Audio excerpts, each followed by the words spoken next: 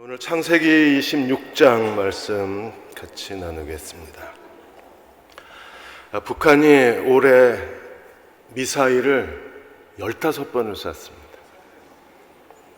그러니까 탄도미사일만 13번을 쏘고요. 이건 지대함 배에서 쏘는 거, 지대공까지 합치면 모두 15차례입니다. 그러니까 미사일도 발사거리가 150km 이상에서 미 대륙까지 위협하는 ICBM급까지 굉장히 다양한 종류를 계속 쏴대고 있어요. 지난 4월에 김일성 생일날 그 군사 퍼레이드를 했잖아요. 그 군사 퍼레이드 할 때 보여주었던 미사일을 다 쏘고 있어요. 그래서 아직 3개 남았어요. 왜 이렇게 다양한 미사일을 쏘는가? 김동엽 그 극동문제연구소 교수께서는 북한이 자기 능력을 과시하는 거예요. 미 본토뿐 아니라 하와이, 괌, 그리고 주일미군, 주한미군 어디든지 우리가 원하면 핵무기로 공격할 수 있다.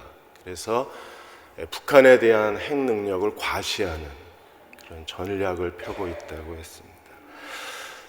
하나님의 경고처럼 느껴지기도 합니다. 왜냐하면 벌써 올해 15차례를 쐈으니까 만일에 이게 하나님의 경고라면 우리는 정말 엎드려서 기도해야 합니다. 혹시나 단 1%라도 어떤 트럼프의 정책이 잘못되거나 미일 공조가 잘못되거나 문재인 정부가 오판을 한 거라면 우리는 정말 대환란을 직면할 수밖에 없잖아요. 그래서 이걸 하나님의 경고로 받아들이고 겸손한 마음으로 통회하는 마음으로 저희는 기도해야 되리라고 생각을 합니다. 오늘 26장에서 하나님은 어떤 하나님이신가요? 출애굽기 3장 6절에 나는 모세에게 나타나셔서 나는 아브라함의 하나님, 이삭의 하나님, 야곱의 하나님이라고 그러셨어요. 이미 야곱이 태어났는데 25장에서 다시 이삭의 이야기로 되돌리는 이유가 어디 있느냐 하면 이삭의 하나님이 누구인가를 우리에게 보여주는 거예요. 아브라함의 하나님의 가장 중심적인 사역은 내 씨로 말미암아 내 민족을 이루겠다. 그래서 아브라함의 생애는 이삭을 출생하는 그 과정을 하나님께서 기록해 놓으셨어요. 그래서 아브라함의 하나님은 내 씨의 하나님입니다. 씨를 이삭이 태어날 때까지 가장 중요한 게 아브라함이 해야 될 일이었어요. 그럼 이삭의 하나님은 어떤 하나님이신가? 이삭의 하나님은 내 민족에게 이 땅, 가나안 땅을 기업으로 주리라. 땅의 하나님이에요. 물론 아브라함 때도 하나님께서 씨, 민족, 자손과 땅 똑같은 언약이 주어졌지만 그 세 가지 언약 가운데 아브라함은 씨의 클로즈업이 됐고 그 다음에 그 이삭의 하나님은 똑같이 자손 그리고 그 땅에 대한 하나님의 약속이 주어졌는데 하나님께서는 이삭에서는 땅의 클로즈업이 되셨어요. 야곱은요, 하나님이 당연히 자손들이죠. 4명의 아내를 통해서 12명의 자손을 낳았고 이 12명의 아들들이 이스라엘 12지파의 두령들이 되는 거잖아요. 그래서 야곱은 자손에 대한 게 클로즈업 되는 거예요. 그래서 오늘 하나님이 이삭의 하나님이심을 26장에서 증거하고 있는 겁니다. 이삭은 아브라함의 언약의 계승자입니다. 그래서 아브라함의 이야기가 똑같이 반복이 돼요. 이야기가 조금씩 다르지만 거의 아브라함의 이야기 복사판이 이삭의 이야기입니다. 그래서 이걸 이삭이 아버지의 모든 것을 다 아버지의 인생 스토리도 이삭이 가져오고 아버지의 모든 그 신앙과 하나님의 축복도 전부 이삭이 가져오고 아버지 아브라함의 유산도 전부 이삭이 가져와요. 그래서 이삭은 아브라함의 영적 언약의 계승자가 확실한 증거를 자신의 삶을 통해서 보여주고 있는 겁니다. 이삭이 땅의 하나님의 언약자라고 그러면 땅에서 가장 중요한 게 뭡니까? 하나님이 땅에서 가장 중요하게 약속하신 게 뭐예요? 하나님의 복입니다. 그래서 땅과 하나님의 복은 하나님의 약속의 땅과 하나님의 복은 같이 가요. 우리가 이 세상에서 누려야 될 것이 무엇입니까? 하나님의 은혜, 하나님의 복. 그래서 하나님의 약속의 땅에서 우리가 누려야 할 것은 하나님의 복입니다. 그래서 이삭을 통해서 하나님이 우리에게 주신 건 복의 신학이에요. 하나님의 복에 대한 신학. 그래서 하나님의 복에는 두 가지가 있습니다. 하나는 신학적 측면이 있고 또 하나는 세상적 측면이 있습니다. 하나님이 이삭을 통해서 하나님의 복, 땅의 약속을 주시고 그 땅에서 누려야 할 하나님의 복을 약속해 주셨는데 그 복은 두 가지 측면이 있어요. 신학적 측면이 있고 그 다음에 세상적 측면이 있어요. 오늘 여러분들이 26장을 통해서 이 시대에서, 이 땅에서, 이 세상에서 하나님이 복을 주시는 사람으로 사시기를 주의 이름으로 기원합니다. 왜냐하면 오늘 26장에는 하나님의 복을 받은 사람과 하나님의 복을 받지 못한 사람으로 나뉘어져 있어요. 그러니까 이삭도 그랄에 거했는데 그랄에 있는 아비멜렉은 복을 받지 못한 사람이고 이삭은 복을 받은 사람입니다. 여러분, 이왕 사는 거 누구로 살아야 되나? 이삭으로 사실 건가요? 아비멜렉으로 사실 건가요? 아비멜렉이요? 저는 이삭으로 살겠습니다. 그게 될지 안 될지 모르겠지만 어쨌든 하나님이 가나안 땅을 약속의 땅으로 주셨는데 그 땅에서 반드시 누려야 할 것은 하나님의 복이기 때문에 그렇습니다. 자, 26장 1절에서 16절까지 기근이 왔습니다. 아브라함 때도 12장에 보시면 아브라함 때도 기근이 와서 아브라함이 어디로 내려갔어요? 애굽으로. 이삭 때에도 기근으로부터 시작이 됩니다. 그러니까 아브라함의 이야기가 완전히 이삭에게 재현이 되는 거예요. 이삭의 때에도 기근이 와. 26장 1절에 아브라함 때 첫 흉년이 들었는데 그 땅에 또 흉년이 들었어요. 그러니까 아브라함의 흉년, 이삭의 흉년이 같습니다. 그 땅에 또 흉년이 들면 이삭이 그랄로 가서 블레셋 왕 아비멜렉에 이르렀대. 아비멜렉은 아브라함 때 아비멜렉하고 이삭 때 아비멜렉은 달라요. 왜냐하면 아비멜렉은 왕호입니다. 왕호. 그러니까 애굽에 바로 1세, 바로 2세, 바로 3세 나가듯이 아비멜렉은 왕호예요. 아비멜렉 1세, 아비멜렉 2세 이렇게 되는 거예요. 그러니까 어떤 사람들은 이 아비멜렉이 이렇게 오래 사냐고 아브라함 때 아비멜렉이 이삭 때까지 살고 있냐 그러는데 그게 아니라 왕호예요. 나의 아버지는 왕이시다라는 왕호입니다. 아비멜렉에게 이르렀는데 하나님이 2절에 보시면 여호와께서 이삭에게 나타나사 애굽에 내려가지 말고 내가 내게 지시하는 땅, 내가 지시하는 땅에 머물러라 그랬어요. 그러니까 하나님이 아브라함에게 말씀하신 거하고 이삭에게 하신 말씀이 달라요. 이삭에게 하나님 명령하시기를 내가 지시하는 땅에 있어요. 그 땅이 어떤 땅이에요? 3절에 이 땅, 지금 그랄에 있는데 아브라함도 그랄에서 오래 살았잖아요. 그랄에 이 땅에 거류하면 하나님 뭐라 그러셨어요? 3절에 내가 너와 함께 있어 내게 복을 주겠다. 내가 너와 함께 있겠다. 그래서 나중에 아비멜렉이 이삭을 찾아와서 이 두 가지를 고백해요. 하나님이 너와 함께 계신다. 너는 하나님께 복을 받은 사람이다. 이 고백을 합니다. 그러니까 하나님이 이삭이 그랄에 거했을 때, 하나님이 지시하는 땅에 거했을 때 하나님의 약속을 그대로 이루신 거예요. 내가 너와 함께 있어 내게 복을 주리라. 그리고 뭐라고 약속하셨어요? 이 모든 땅을 너와 내 자손에게 주리라. 내가 내 아버지 아브라함에게 맹세한 것을 이루어 4절 내 자손을 하늘의 별과 같이 번성하게 하고 자손만 번성하게 하는 게 아니라 하나님이 뭘 다시 반복해서 약속하셨습니까? 이 모든 땅을 내 자손에게 주리니 내 자손으로 말미암아 천하 만민이 복을 얻으리라. 아브라함의 언약이 그대로 이삭에게 다시 재현이 됐는데 이삭에게 주신 하나님의 언약의 강조점은 땅에, 내가 네게 지시하는 땅에 머물러 있기만 하면 아브라함에게 언약한 것, 아브라함에게 맹세한 것을 내가 반드시 너에게 이루어 주겠다는 거예요. 하나님이 그렇게 하시는 이유가 어디 있나요? 5절에 보시면 이는 이삭이 이렇게 하나님의 언약을 받을 수 있는 근거는 어디 있어요? 축복의 근거는 이는 아브라함이 내 말을 순종하고 내 명령과 내 계명과 내 율례와 내 법도를 지켰음이라 하시니라. 그러면 그 당시에 아브라함 당시에 하나님의 명령, 하나님의 계명, 하나님의 율례, 하나님의 법도가 있었나요? 이 하나님의 계명과 율례는 언제 주어진 겁니까? 이스라엘 백성이 출애굽하고 나서 하나님께서 모세를 통해서 시내산에서 주신 게 율례와 규례와 법도입니다. 근데 지금 아브라함에게 하나님께서 아브라함의 신앙을 하나님이 설명하시는데, 이삭에게 설명하는데 하나님의 말씀을 순종하고 명령과 계명과 율례와 법도를 지킨 사람이다. 하나님 말씀에 순종했다. 그래서 내가 복을 받는 거다. 아브라함의 아들인 내가 복을 받는 거다. 사랑하는 여러분, 아버지가 참 잘해야 돼요. 우리가 무서운 거는 아버지가 자기 하고 싶은 대로 하면 그 모든 게 다 어디로 가요? 자식들에게 가요.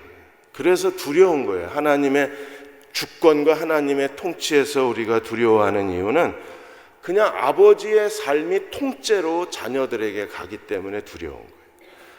아브라함의 그 순종과 하나님께 대한 하나님을 경외하는 마음이, 아브라함의 그 믿음과 순종이 이삭의 언약과 축복의 문을 열은 거예요 지금. 그래서 아버지의 생애가 이삭에게 그대로 반복이 되잖아요. 아버지의 실속 똑같이 따라합니다. 그 다음에 26장에서 아버지가 판 우물 이삭이 다시 팝니다. 그리고 아버지가 얻은 축복을 이삭도 다 얻습니다. 그리고 아버지가 얻은 승리, 아브라함이 얻은 승리를 이삭도 다 얻어요. 그리고 나중에 그 그랄 왕 아비멜렉하고 아브라함이 맹세의 우물, 브엘세바, 맹세의 우물에서 계약을 맺잖아요. 그런데 이삭도 그랄 왕 아비멜렉하고 브엘세바에서 맹세의 우물에서 그대로 계약을 똑같이 맺어요.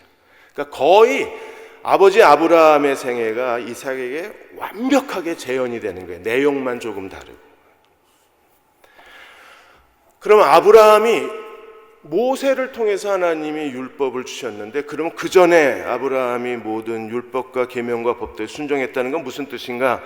구약 신학자들은 아브라함은 율법이 주어지기 전부터 율법의 순종자로 살았다는 겁니다. 그래서 아브라함은 하나님이 모세를 통해서 율법을 주시기 이전부터 이미 그 마음의 율법을 순종하고 하나님의 모든 명령에 순종하고 살았기 때문에 아브라함은 마음의 할례자라고 이렇게 말합니다. 그래서 신명기 30장 6절에 보시면 마음의 할례 받은 자에 대해서 이렇게 설명했습니다. 내 하나님 여호와께서 내 마음과 내 자손의 마음에 할례를 베푸사 너로 마음을 다하여 뜻을 다하여 내 하나님 여호와를 사랑하게 하사 너로 생명을 얻게 하실 것이요. 마음의 할례 받은 사람은 어떤 사람이에요? 하나님을 사랑하는 사람이에요. 아브라함은 하나님을 정말 사랑했던 사람입니다. 그래서 하나님의 지시를 따라 순종하고, 결정적인 게 모리아산이었잖아요. 그가 하나님을 경외했는데 하나님을 위해서 아무것도 아끼지 않았던 사람. 그래서 그 믿음과 의로움이 인정받은 사람이 누굽니까? 아브라함입니다. 하나님을 위해서 아무것도 아끼지 않고 하나님의 명령대로 순종할 수 있었던 것은요, 마음의 할례가 있었기 때문이에요. 그 마음의 할례가 무엇입니까? 하나님을 사랑한 겁니다. 신명기 30장 20절에 네 하나님 여호와를 사랑하고 그 말씀을 청종하며 또 그를 의지하라. 그는 내 생명이시요 내 장수이시니 여호와께서 내 조상 아브라함과 이삭과 야곱에게 주리라고 맹세하신 땅에 내가 거주하리라. 내 하나님을 사랑하고 하나님 말씀을 청종해라. 뭐가 먼저예요? 하나님을 사랑하는 게 먼저예요. 하나님이 우리를 축복해 주시되 이 시대에서 우리도 마음에 할례 받은 사람으로 살아야 합니다. 그리고 하나님을 사랑하는 마음으로 살아야 합니다. 그들이 하나님의 모든 말씀에 순종할 수 있어요. 그리고 하나님의 땅의 언약, 복의 언약을 상속할 수가 있습니다. 한국의 초대교회 역사에서 가장 중요한 직분 중에 하나가 권서라는 직분이 있다고 말씀을 드렸습니다. 권서는 성경책이나 전도책자를 가지고 다니면서 그냥 공짜로 나눠주는 게 아니라 사람들에게 판매를 했어요. 그래서 사람들이 자기가 가지고 있는 돈을 주고 그 성경책을 사서 읽게 한 게 권서, 권사가 아니라 권서예요. 책서자입니다. 그래서 최초의 한국의 권서가 바로 우리가 잘 아는 소래교회를 설립한 서상윤 씨입니다. 서상윤 그분이신데, 이분이 1882년에 중국에 홍삼 팔러 갔다가 거기서 병을 얻어요.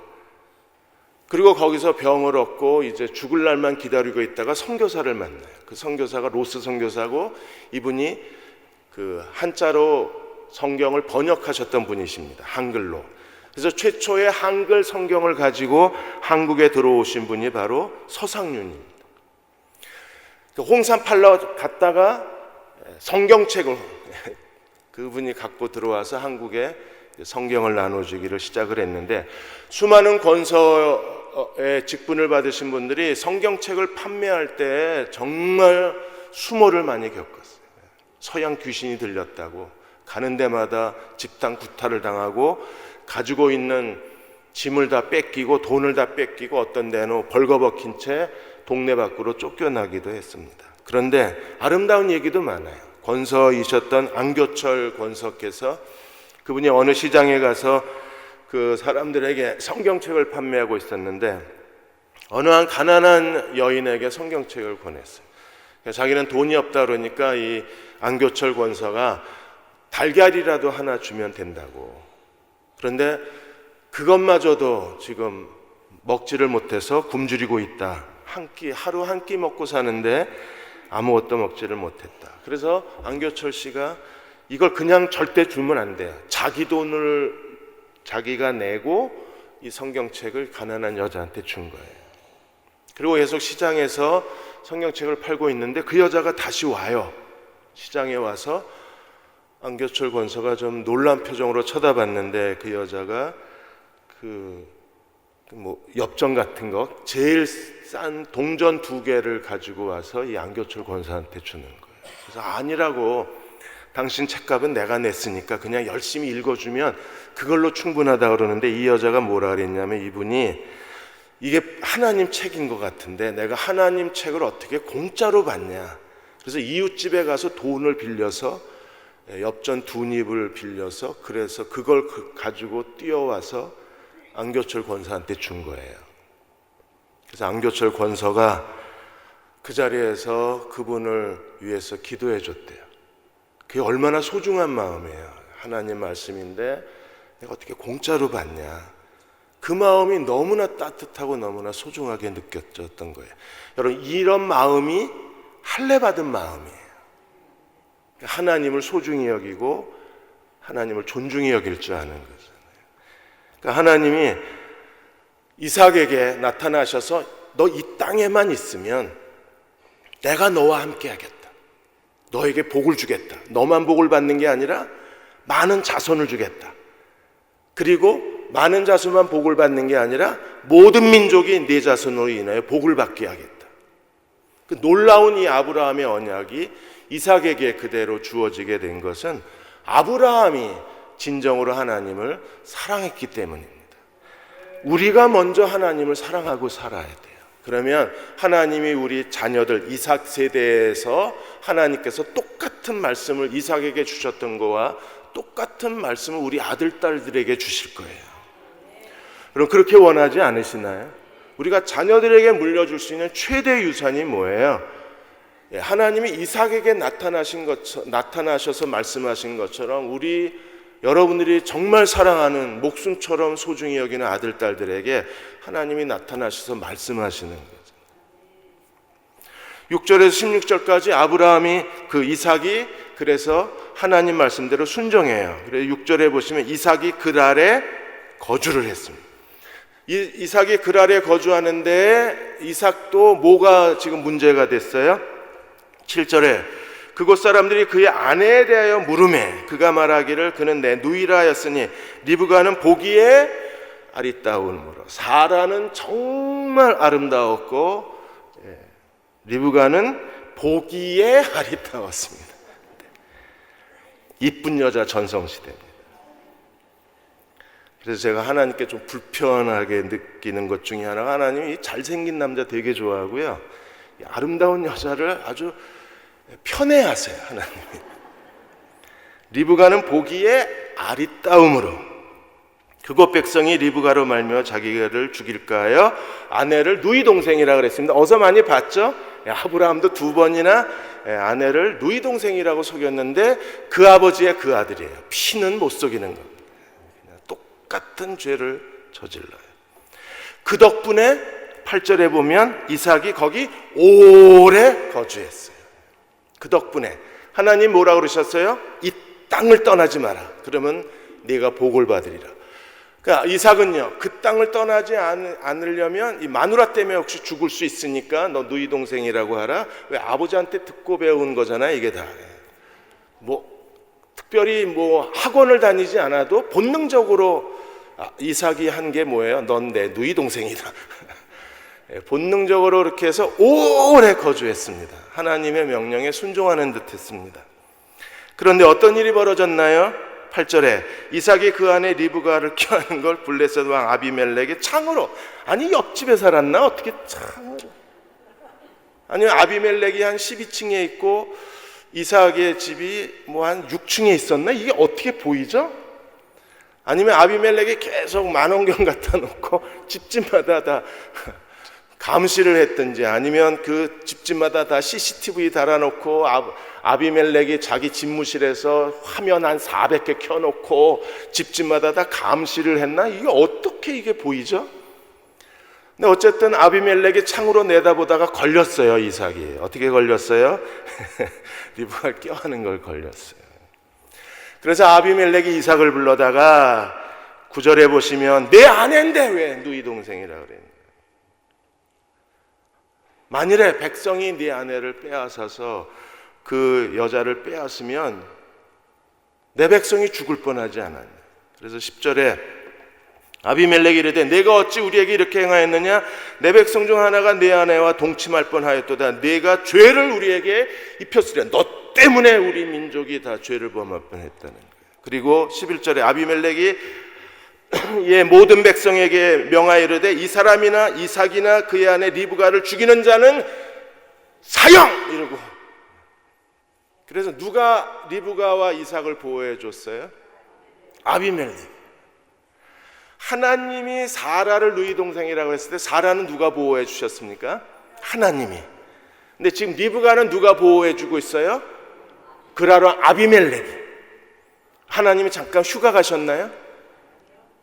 왜 그렇습니까? 이삭은요, 땅의 언약자입니다. 땅의 언약자는 그 땅의 지배자가 지켜주는 거예요. 그래서 리브가와 이삭은 아비멜렉이 지킵니다. 하나님이 아비멜렉을 통해서 지켜주심으로 이삭이 땅의 언약자라는 사실을 우리들에게 간접적으로 다시 주장해주고 계신 거예요. 우리도 땅의 언약을 받은 사람은요, 첫째로 하나님의 보호가 있습니다. 하나님이 이삭 그랄 아비멜렉을 통해서 이삭과 리브가를 보호하신 것처럼 우리가 하나님께 순종하고 살면 하나님은 이 땅의 권세자들을 통해서 우리를 지켜주시고 우리를 보호해 주시는 거예요. 그래서 땅의 약속자의 첫 번째는 하나님의 보호가 있어요. 땅의 약속자의 두 번째는요, 그 땅에서 하나님이 복을 주시는 겁니다. 그래서 12절에 보시면 이삭이 그 땅에서 농사하여 몇 배나 얻었어요? 100배. 100배나 얻었어요.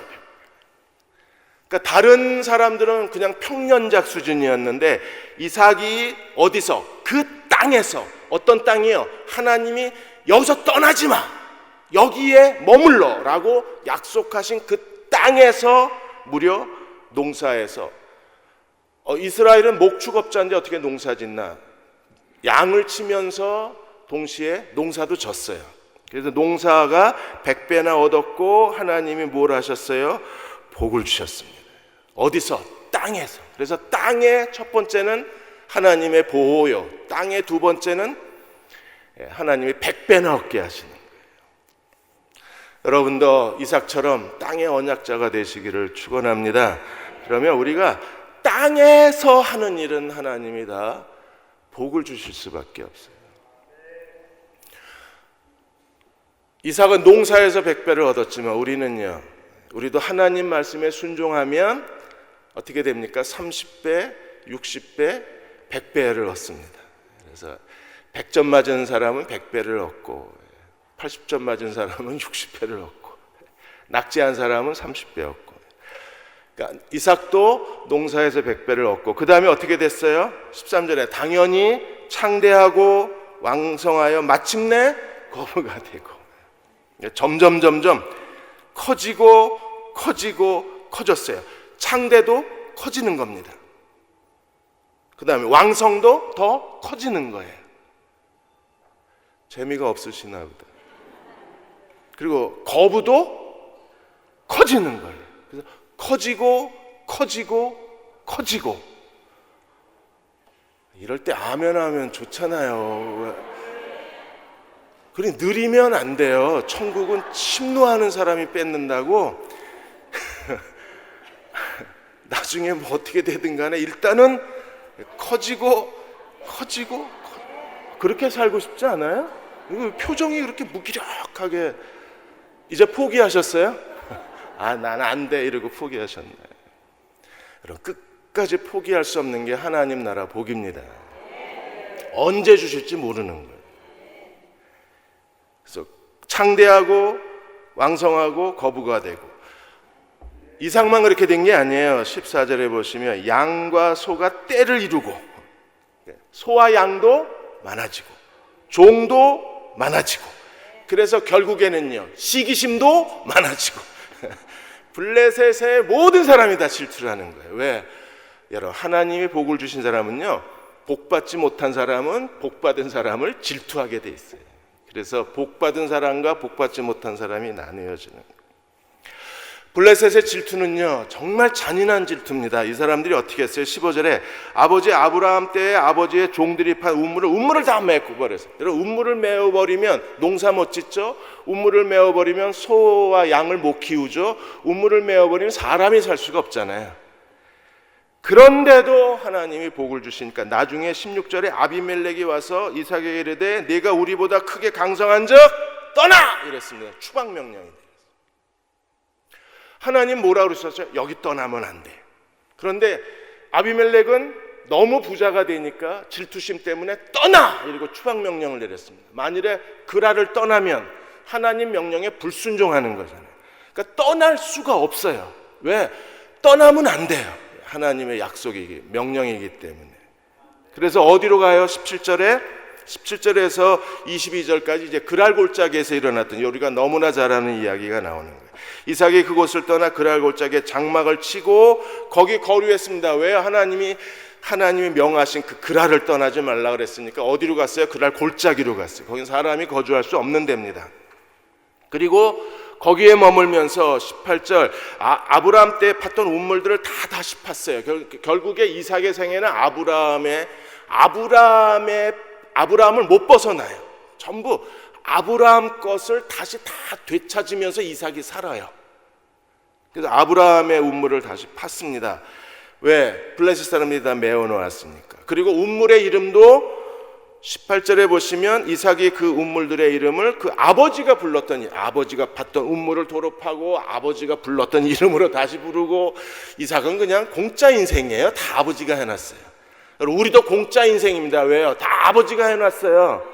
어느 아버지가? 하늘의 아버지가. 다 하나님의 하늘의 아버지가 주신 것 갖고 사는 거잖아요. 그래서 19절에 첫 번째 그 우물의 이름이 나와요. 이삭의 종들이 골짜기를 파서 샘근원. 여러분, 샘근원 이름이 뭐냐면 공동번역에는 콸콸콸콸 솟아나는 우물이라 그랬어요. 그러니까 땅을 막 수백 미터 파고 들어가야 물근원을 우리가 얻고 그걸 퍼내야 되는데 이거는 퍼낼 필요가 없어요. 그냥 계속 물이 솟구쳐 나오는 거예요. 이게 얼마나 좋아요. 계속 물이 수도 꼭지 틀면 물 나오듯이 물이 솟구쳐 나오니까 정말 최고의 우물을 만난 겁니다. 그랬는데 뭐라 그랬어요? 20절에 그랄 목자들이 이삭의 목자와 다투어 이르되 이 물은 우리 거야 이랬습니다. 누가 팠는데? 이삭이 팠는데 이제 와서 그랄 사람들이 자기들의 소유권을 주장하는 겁니다. 이 땅은 우리 땅이니까, 우리 땅에서 나온 물이니까 우리 거야 그랬습니다. 그러자 이삭이 다툼으로 말미암아 그 운물을 뭐라고 지었어요? 에색이라고 지었습니다. 아버지가 팠던 운물을 다시 파서 아버지가 소유했던 운물의 소유권을 지금 이삭이 주장하려고 하는데, 그 아버지의 소유는 이삭의 소유잖아요. 그런데 그랄의 목자들이 와서 내 거라고 주장을 했습니다. 운물은요, 빼앗기면 죽는 거예요. 이건 빼앗길 수 없는 소중한 겁니다. 그런데도 이삭은 어떻게 했습니까? 그냥 줘요. 왜요? 어떻게든 그 땅에 머물러야 돼요. 왜? 하나님이 거기 있으라 그랬으니까. 이 땅을 떠나면 하나님의 관계도 끝나는 거예요. 이 땅을 떠나면 더 이상 이삭은 하나님의 언약 안에 머물 수 없어요. 운물을 빼앗기느니 차라리 하나님 명령에 순종하는 게 더 낫다고 생각한 거예요. 여러분, 운물 뺏겨도 돼요. 하나님 명령에 순종하는 게 더 중요해요. 두 번째 우물을 팠는데 21절에 또 다른 우물을 팠더니 그들이 또 다툼으로 그곳 이름을, 에색은 다투다는 뜻입니다. 그 다음에 신나라고 이름을 불렀습니다. 신나는요, 대적한다는 겁니다. 이 대적한다, 대적자가 누구예요? 마귀 사탄이 대적자입니다. 그래서 그곳 이름을 신나라고 불렀어요. 이삭이 왜 신나, 대적자라고 불렀을까요? 그랄의 목자들 뒤에 누가 조종하고 있어요? 악한 사탄이 조종하고 있는 거예요. 그래서 그 운물을 대적자라고 이름을 붙인 겁니다. 지금 무슨 일이 일어나고 있는가를 아는 거예요.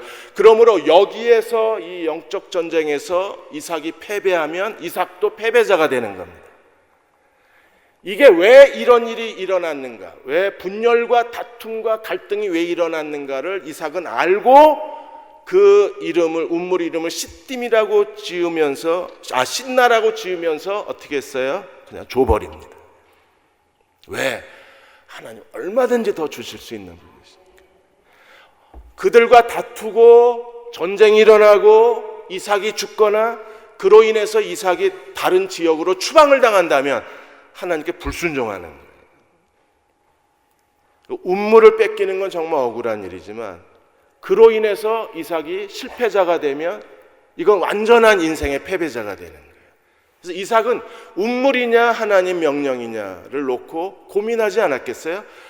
운물보다 더 중요한 게 뭐예요? 하나님 명령입니다. 그래서 신나도 줘버립니다. 그러자 어떤 일이 벌어졌어요? 22절에 이삭이 거기서 옮겨 다른 운물을 팠더니, 여기서 거기서 옮겨 거기로부터라는 말이 17절, 22, 23, 24번이나 나와요. 어쨌든 여길 떠나면 안 돼요. 왜? 아비멜렉은 추방 명령을 내렸지만 하나님은 거기 살라고 명령하셨기 때문에 그 안에서 계속 뱅뱅뱅 돌아요. 거기로부터 거기로부터 거기로부터 거기로부터. 그러면서 이삭은 떠날 수가 없어요. 왜? 그렇게 하나님께 순종하는 거예요. 그래서 세 번째 우물을 팠는데 이제는 지네들도 와서, 이삭의 그 아비멜렉의 목자들도, 그랄의 목자들도 더 와서 이제 다투질 않아요. 그러자 그곳 이름을 뭐라고 붙였습니까? 르호봇. 르호봇은요, 장소가 넓다는 거예요. 르호봇이라 했으니 이제는 여호와께서 우리를 위하여 넓은 땅을 주셨으니 이 땅에서 우리가 번성하리로다. 이 땅은 어떤 땅이에요? 하나님이 약속하신 곳. 여기에 머물러라. 그리하면 내가 너와 함께하리라. 이 땅에 머물러라. 내가 내게 복을 주리라 한 그 땅. 그 땅을 얻기 위해서 이삭은요, 하나의 운물 뺏기고, 이미 에색 뺏기고, 신나 뺏기고, 그리고 나서 르호봇으로 간 거예요. 그전에도 아브라함이 받던 운물에 대한 모든 소유권을 다 잃어버리고 그랄의 목자들이 다 파묻어 버렸잖아요. 그 막대한 손실에도 불구하고 이삭이 움켜쥔 건 무엇입니까? 이 땅에서 우리가 번성하리라. 그 땅을 놓칠 수가 없었던 거예요. 우리도 하나님 앞에 끝까지 순종하는 그리스도의 종들이 되어야 합니다. 운물은요, 잃어버려도 괜찮아요. 하나님은 또 다른 운물을 주실 수 있어요. 이삭도 세 번째 운물에 가서 그가 하나님께서 더 이상 다투지 않고 하나님이 우리를 넓게 하셨다고 하나님을 찬송할 수 있는 운물을 만났습니다. 그리고 맨 나중에 하나 더 얻죠. 부엘세바. 네 번째 운물까지 얻는 거예요. 그 그랄에 머물러 있는 동안에 하나님이 이삭에게 복을 주셨는데, 여러분 가장 큰 복은 뭐예요? 이미 아브라함이 파놓은 운물을 다시 판 거긴 하지만 이삭은요, 가는 데마다 운물을 팠어요. 그리고 물을 얻었어요. 이보다 더 큰 은혜가 없는 거예요. 땅에서 사는 사람에게 절대 조건이 운물이라고 그러면, 우리로 말하면 돈이라고 그러면 그냥 땅을 파면 돈이 나오는 거예요. 와, 재밌었겠다 이삭은. 얼마나 좋아요. 가서 그냥 이삭의 종들 가운데 무슨 땅 막대기 둘개 들고 다니면서 그런 사람이 있었나. 어쨌든 하나님이 이삭의 종들이 땅을 팔 때마다 운물이 나왔어요. 하나님이 저와 여러분도 이 시대에서 그렇게 하나님이 복을 주시는 사람으로 사시기를 바랍니다. 이제 부엘세바로 옮겨가요. 이제 23절에서 35절까지 부엘세바로 올라갔는데 하나님이 부엘세바에서 다시 나타나셔서 그 밤에 여호와께서 그에게 나타나서 이르시되 나는 내 아버지 아브라함의 하나님, 두려워하지 마라. 내 종 아브라함을 위하여 내가 너와 함께 있어 내게 복을 주리니. 그러니까 하나님이 처음 이삭에게 나타나셨을 때 내가 너와 함께하리라, 내게 복을 주리라. 그리고 다시 부엘세바에서 하나님이 두 번째 나타나셔서 하나님이 내가 너와 함께하리라, 내게 복을 주리라. 약속하셨잖아요. 그래서 아브라함이 25절에 이삭이 그곳에 제단을 쌓고 여호와 이름을 부르며 거기 장막을 치고 이삭의 종들이 거기서 운물을 팠더라. 그 땅의 소유자, 땅의 언약자의 가장 중요한 세 가지가 뭐냐면 제단, 장막, 운물입니다. 제단, 장막, 운물은요, 하나님의 언약의 상속자라는 표시고 그 땅의 주인이라는 명백한 소유권의 증거가 제단, 장막, 운물이에요. 근데 하나님이 이삭에게 제단과 장막과 운물을 주신 거예요. 그래서 아브라함이 쌓았던 제단에다가 이삭이 제단을 쌓았습니다. 이제 이 아브라함의 제단의 소유권은 누구에게로 옮겨왔어요? 이삭에게. 그래서 아브라함의 운물도 이삭이 다시 파서 운물의 소유권이 누구에게로 왔어요? 이삭에게. 지금 아브라함이 하나님께 나타났던 곳에 쌓았던 제단에 다시 이삭이 제단을 쌓아서 이 제단의 소유권이 누구에게로 왔어요? 이삭에게. 그러니까 운물도 이삭에게, 제단도 이삭의 소유권으로, 장막도 이삭의 것으로. 이 세 가지가 갖추어져야 그 땅의 진정한 주인이라고 말할 수 있는 거예요. 그리고 이삭은 마침내 세 가지를 다 갖게 됐어요. 그러자 어떤 일이 벌어졌습니까? 26절에 아비멜렉의 친구 아훗삭과 군대장관 비골과 더불어 이삭에게 와서 이삭이 나 쫓아낼 때 언제든지 이제 왜 날 찾아왔느냐고 묻자 26절에 아비멜렉이 정말 귀중한 고백을 합니다. 그들에게 이르되 여호와께서 너와 함께 계시면 우리가 분명히 보았으므로. 계약 맺으러 왔다는 겁니다. 뭐 때문에요? 여호와가 너와 함께 계심을 우리가 보았다는 거예요. 이게 복을 받은 사람하고 복을 받지 못한 사람의 차이가 이렇게 나타나는 거예요. 시기심이 이제는 뭘로 바뀌었어요? 질투심이 이제 두려움으로 바뀌었어요. 그래서 아비멜렉이 죽을까 봐 두려운 거예요. 29절에 너는 우리를 해하지 마라, 해치지 마라. 왜? 이삭이 점점점 강해져 가니까 이제 자기들이 이삭으로 말미암아 이삭이 만일에 공격하면 그대로 패배하고 이삭의 종이 될지도 모르잖아요. 그랬더니 계약을 맺고 우리를 해하지 말라. 그리고 29절 하반절에 뭐라 그랬어요? 이제 너는 여호와께 복을 받은 사람이다.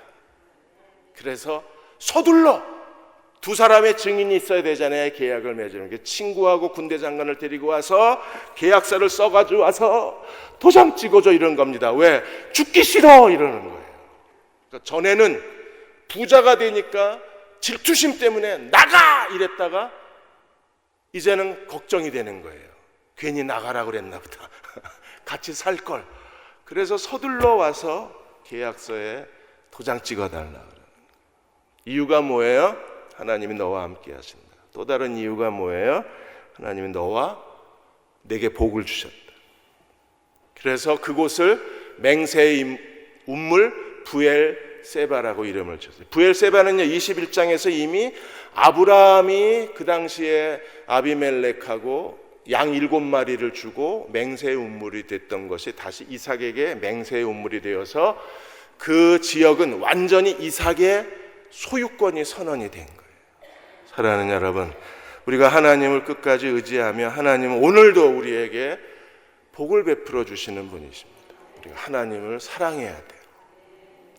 어떤 세 노인이 어떤 여자의 집을 방문을 해서 나는 부자, 한 노인은 부자, 한 노인은 성공, 한 노인은 사랑이래요. 그래서 우리 셋 중에 누구 하나를 선택을 하면 그 사람이 당신 집에서 같이 살 수 있다고 얘기를 했습니다. 우리 셋 중에 한 사람을 선택하라고. 그랬더니 이 부인이 남편한테 전화를 걸어서 이 부자가 있고 성공이 있고 사랑이 있는데 이 세 노인네 중에 이 노인 중에 한 사람을 우리가 데리고 살 수 있다는데 여보 누구를 데리고 살까 그랬더니 남편이 대답하기를 당연히 부자지야. 그래야 우리 부자 되지. 그랬더니 아내가 말하기를 나는 부자보다 당신이 성공하는 걸 보고 싶다. 내 남자는 이런 남자다. 나는 당신이 성공한 남자라는 걸 듣고 싶다. 남편은 야 부자야. 여자는 성공이야. 이러고 싸운 거예요. 그럼 우리가 며느리에게 물어보자고. 그래서 며느리하고 삼자 통화를 했습니다. 며느리한테 야, 네 시아버지는 부자라고 그러고 나는 성공이라고 그러는데 네 생각은 어떠냐. 두 분 싸우는 거 보니까 우리 집에 사랑이 필요하네요. 이랬어요. 그래서 아내가 나가서 사랑 할아버지 들어오세요. 우리는 사랑을 결정했어요. 이랬더니 노인네 셋이 다 들어오는 거예요. 아 저희는 사랑 노인 사랑 할아버지만 모시고 살기로 했는데 그랬더니 그 할아버지가 말하기를 사랑이 가면 부자도 가고 성공도 가고 다 따라가는 거라고. 사랑이 있는 곳에 부자도 있고 성공도 있고 사랑이 있는 곳에 우리도 같이 있으니까 그래서 사랑이 가면 우리도 갑니다 이러고 부자도 따라오고 성공도 따라오셨답니다. 하나님 사랑하십시다. 순종하십시다. 그리고 하나님이 함께하는 사람 하나님 복 주시는 사람으로 이 세상을 이게 땅의 언약이에요. 땅. 그래서 땅은 신학적이고 동시에 현실적이에요. 세상적이에요. 돈 없어도 괜찮으신가요? 그렇진 않으시죠? 하나님은 땅의 것도 축복하시는 분이십니다. 신학적으로 우리가 땅의 신학대로 순종하면 그 이삭에게 주셨던 100배나 얻게 하시고 창대하고 마침내 거부가 되고 그리고 하나님이 소유를 많게 하시는 것 그걸 가지고 우리는 하나님의 뜻을 성취하고 가난한 사람들에게 나누어 주고 사는 게 그리스도의 제자의 길이에요. 그렇게 사시는 저와 여러분 되시기를 주의 이름으로 축원합니다.